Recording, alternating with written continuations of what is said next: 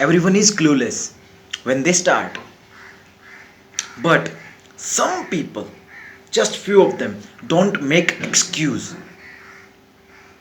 and they succeed. Hi, welcome to my YouTube channel Dream Walker. Today we will be discussing about business, what makes us stopping in our field of success, and how to write a business plan in this part. Next part will be about how to convey a business further. सो शुरू करते हैं.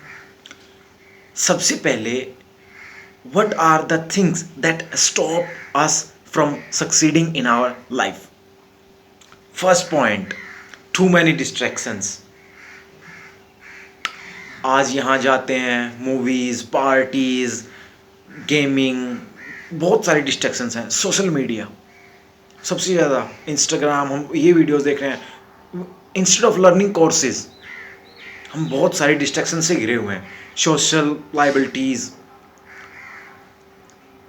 Second point is our passion. किसी भी चीज़ को करने के लिए जुनून चाहिए होता है. जब तक हमारे अंदर जुनून, वो दिल से नहीं आएगा, हम उस चीज़ को नहीं कर सकते. तो वी लैक इन पैशन. आज हम लेजी फील कर रहे हैं.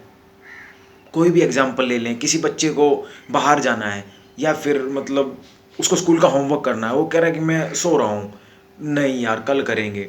या फिर बीच में ये लगाओ एग्ज़ाम. पर्सनल एक्सपीरियंस बता रहा हूँ. मेरे एग्ज़ाम्स, जो मेरे ग्रेजुएशन के एग्ज़ाम्स होते थे, उनमें हमें 6-7 छुट्टियाँ मिलती हैं. हम सोचते हैं ओ वाह कितनी ग्रेट, कितनी छुट्टियाँ हैं, हम कल कर लेंगे, कल कर लेंगे. वो कल पे बात गई. अब कल का दिन आया, कल करने को सोचा तो कल कर लेंगे, अभी तो दिन बचे हुए हैं. ऐसे ऐसे करके सारे दिन निकल गए. लास्ट डे हम सोचते हैं अब क्या करेंगे. This is lack of passion. ये हमें नहीं करना है. Second, we value opinions too quickly and too heavily. मतलब हम किसी भी ओपिनियन को जो हमारे दिमाग में है, हम बिना उसका पूरा सच जाने उस पर हैवीली फोकस करते हैं कि नहीं हम ही सच्चे हैं. That is the thing. We do not want to learn anything new in our life. जब तक हम कुछ नया नहीं सीखेंगे तो कुछ नया करेंगे नहीं. यही चीज़ है. Lack of confidence. अब ये सबसे बड़ी बात होती है. बहुत से बंदे 3-4 लोगों के सामने बोल नहीं पाते, तो वो कैसे बिजनेस स्टार्ट करेंगे? कभी भी नहीं, क्योंकि वो नेटवर्क बना ही नहीं सकते. वो अपने टीम मेंबर्स को क्या राय देंगे जब वो खुद एक मिरर के सामने नहीं बोल सकते. We need to improve in our speaking skills, communication skills, everything with confidence. हमारी हर एक बात में कॉन्फिडेंस होना चाहिए. अगर भाई देख लो यार, अगर हमें 10 बंदों से काम करवाना है और हम खुद मतलब उस काम के लिए उनको ऑर्डर नहीं दे सकते या फिर उनको मना नहीं सकते, लीडरशिप क्वालिटीज़ नहीं है, तो हम कैसे उनको काम करवाएंगे? सिंपल सी बात है. We need confidence and patience. अगर चलो ठीक है यार, हम पहली बार सक्सेस नहीं हुए, हमारा कोई काम सक्सेसफुल नहीं हुआ, हम जल्दी हार मान लेते हैं. Even we give up too easily. समझ रहे हैं? हमें इजीली गिव अप नहीं करना है. एक बार हार गए, 2 बार हार गए. आपने वो कहानी सुनी होगी मकड़ी वाली, कि एक मकड़ी दीवार चढ़ रही जाले से. वो 1 बार गिरती है, 2 बार गिरती है, 3 बार गिरती है, एट लास्ट वो सफल होती है. तो ऐसे ही हमें भी कंटिन्यूअस वर्क करना है without thinking of failures, because failure is the mother of success. Not enough dedication. ये एक अलग से पॉइंट आता है हमारे एक बिजनेस आइडियाज़ को, कि हमारे पास आइडियाज़ हैं, हम इनोवेटिव हैं, हम आइडियाज़ निकालते हैं, हम उस पर वर्क करने के लिए डेडिकेटेड नहीं है. This is the difference between a successful entrepreneur and a unsuccessful human being who is right in front of you in many of our viewers are watching. हमें ऐसी गलती नहीं करनी है. हमें अपने काम के लिए पूरा डेडिकेट रहना है. सिंपल सी बात है. अगर हम फेलियर से डर के कुछ सीखेंगे नहीं तो कुछ करेंगे क्या? अब मान लो कोई, कहीं का भी एग्जाम्पल ले लो. एक बंदे को हमने एक प्रोडक्ट दे दिया, कोई भी प्रोडक्ट दे दिया, उसको बोला कि जाओ बेच के आओ। अब वो without confidence give up easily, कि मतलब एक घर में गया वो बेचने, उसको उधर वो नहीं बिका। अब वो सोचेगा नहीं यार क्या करेंगे, तो बिकेगा ही नहीं, मतलब कॉन्फिडेंस ही नहीं है, कहीं और जाके नेटवर्क मार्केटिंग में भी नहीं घुस रहा कि मतलब आगे दूसरे घर में पूछें, कॉज वो अंदर ही सोच रहा है नहीं यार नहीं बिकेगा, को कमिटेड नहीं है उस काम के लिए, तो वो उसको नहीं बेच पाएगा। सिंपल सी बात है, he is afraid of failures. अब आती है मैनेजमेंट स्किल्स।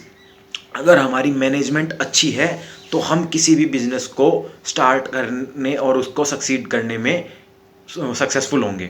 बट अगर मैनेजमेंट ही अच्छी नहीं है तो हमारे टीम वर्कर्स वो भी यूजलेस हैं। मान लो किसी ने मैं खुद बताऊं, अगर मैंने कोई बिजनेस स्टार्ट करना है तो मैंने क्या किया, मैंने 10 लोगों को हायर कर लिया। अब मैं उन 10 के काम काज को अगर फुल मतलब पूरा उनका कवर अप नहीं रखता हूँ, if I don't care of their what they do, how they do, and to instruct them that we have to do like that, they won't be getting a proper direction to do work for that. So हमें management skills बहुत अच्छी रखनी है. This is the one that stops us as also financial skills also. We need to use where to use money and all. Lack of learning and improving. अगर चलो ठीक है हम किसी भी बिजनेस कर रहे हैं, अब हम उसमें क्या करते हैं कि हम अपने आइडियाज़ डालते हैं लेकिन हम दूसरे के आइडियाज से सीखते नहीं हैं। We don't learn from our failures. अगर चलो मान लो आज मैं गया, आज मैं फेल हो गया, अब आगे अब यही लगाओ कि मैं किसी रेस में दौड़ रहा हूँ, आज मैं रेस नंबर 1 नहीं आया, मैंने और प्रैक्टिस करनी है, मैंने अपने फेलियर से सीखना है, मैंने रोज़ सुबह उठ के रेस करनी है। किसी कोई भी काम में देख लो, अगर हम एक बार फेल हुए, हम उसको प्रैक्टिस करेंगे तो हम वहाँ पास होंगे। Nobody will stop us. अब बात करते हैं writing a business plan. Business बहुत तरह के होते हैं, सब हर कोई बिजनेसमैन नहीं होता। जिसका माइंडसेट बिजनेस की तरह हो वही बिजनेसमैन बन सकता है। और मुझे पता है आप में से बहुत सारे मतलब बिजनेसमैन बनने की क्वालिटीज़ रखते हैं, बट फिर भी सोच के देखो how to write a business plan. अगर हमारे पास एक फॉर्मेट ही नहीं होगा कि हम ये चीज़ ऐसे करें, ऐसे ऐसे करें, तो हम करेंगे क्या। अगर सोच लो हम घर से निकले, हम गाड़ी लेके घर से निकल गए, अगर हमें यही नहीं पता हमें जाना कहाँ है तो हम पहुँचेंगे कहाँ। There is no destination without direction. So हम बात करते हैं, सबसे पहले हमें क्या करना है, हमें एक समरी बनानी है कि हमारा इंटरेस्ट कहाँ है। बिजनेस हर तरह के, हर जगह बिजनेस है, हर जगह, हर पॉइंट पे। इफ मैं अगर ये वीडियो बना रहा हूँ, मैं I am working on YouTube as my hobby, as a passion. I love to make videos, but बहुत से बंदे इससे अर्न करने हैं, ये भी उनका एक बिजनेस है। who is involved in a profession of earning or making money with profit, being his own boss is an business holder. सो हमें एक समरी बनानी है, हमारा इंटरेस्ट कहाँ है। भाई मेरा इंटरेस्ट प्रोडक्ट बेचने में है, नहीं भाई मेरा इंटरेस्ट तो गाड़ियों के बारे में या कार्स के बारे में नॉलेज देने के उसमें है, नहीं मेरा इंटरेस्ट तो पब्लिक मार्केटिंग में है, नहीं। और किसी का इंटरेस्ट होता है कि नहीं यार कुछ नया प्रोडक्ट बनाते हैं, कॉस्मेटिक्स बनाते हैं, शैम्पू बनाते हैं, मीन्स बॉडी वॉश, मतलब कुछ भी, मतलब और फिर कोई कहता है कि नहीं यार मैं तो हार्डवेयर्स का बिजनेस करूँगा। मीन्स कोई भी हो, जो इंडिपेंडेंट काम हम करते हैं, जहाँ पे हमारा इंटरेस्ट है वो हमारा बिजनेस है। सो हमें एक समरी बनानी है कि हाँ भाई, फिर हमें देखना है कि हमारी टारगेट मार्केट कौन सी है, कि हमारी मार्केट कौन सी है। कि भाई अगर देखो अब किसी भी कोई भी चीज़ हमें लेनी है, अगर हमें कार लेनी है तो हम कार वाले के पास जाएंगे, कार शोरूम्स पे जाएंगे। अगर हमें घर का कुछ सामान लेना है तो हम किसी शॉपकीपर के पास जाएंगे, तो होल सेलर का भी बिज़नेस होता है। तो और अगर हमें कोई टेक लेना है तो हम किसी टेक्निकल स्पोर्ट के पास जाएंगे।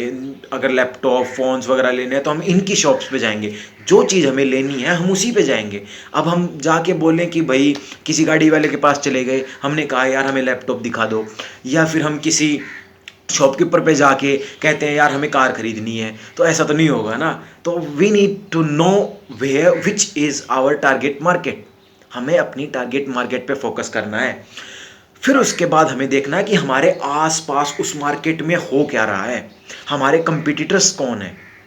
We need to learn that who is our competitor और हम उनको कैसे मात दे सकते हैं, कैसे इनोवेटिव। अब देखो सिंपल सी बात है यार, अगर कोई 10 रुपये दे रहा है और तुम उसको जाके 20 रुपये दोगे तो वो तुम्हें ही लेगा, तुम्हें ही हायर करेगा। सिंपल सी बात है। जब हम उससे एक बढ़ के कुछ देंगे तभी तो वो हमारा प्रोडक्ट बिकेगा, नहीं तो वो पहले से चल रहा है, वो सोचेगा यार सेम है, हम ऐसा तो क्या फ़ायदा है। तो जब तक हम कुछ एक्स्ट्रा नहीं करेंगे हमें कभी नहीं सक्सेस मिलेगी उस चीज़ में, उन कंपिटिटर्स को डिफीट करने में। फिर उसके बाद हमें देखना है what is our supplies and who are our suppliers. अगर हमें यही पता नहीं होगा कि अब मान लो मैं खुद एक एंटरप्रेन्योर हूँ, तो अगर मैंने अपना प्रोडक्ट बेचना है और मैंने एक लोकल एरियाज़ में मैंने एक सप्लायर रखा हुआ, अब मेरे पास उसकी डिटेल्स ही नहीं है, तो मैं उसको वहाँ पे प्रोडक्ट सप्लाई कैसे करूँगा। अब हर जगह तो एक बिजनेस ओनर नहीं जा सकता, कहीं भी नहीं जा सकता। और अभी तो सोशल डिस्टेंस चल रही है यार, वैसे भी वर्क फ्रॉम होम है, तो कोई भी हुआ एक शेड्यूल और एक प्रॉपर नेटवर्क मार्केट नहीं होगा तो हम कोई भी प्रोडक्ट नहीं बेच सकते।